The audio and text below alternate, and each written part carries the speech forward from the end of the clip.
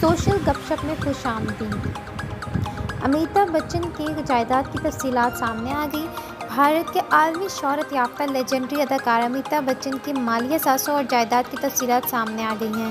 भारतीय मीडिया की रिपोर्ट के मुताबिक अमिताभ बच्चन ने मुंबई में चंद रोज़ कबल 31 करोड़ भारतीय रुपये मालिक के 2 फ्लैट्स खरीदे हैं।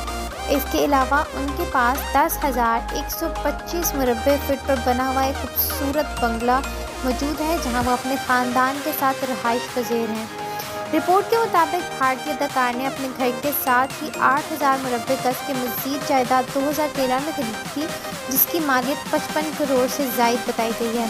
इसी तरह अमिताभ बच्चन ने साल 2013 में अपने घर जलसा के पीछे अलहदा 8,000 मुरब्बा गज की जायदाद खरीदी थी, जिसकी मालियत 50 करोड़ रुपए से ज़ायद बताई गई है।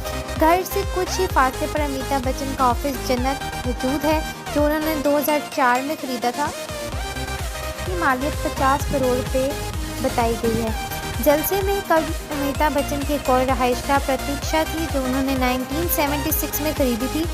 वो उनकी और उनके अहल खाना की यहाँ पहली जायदाद थी।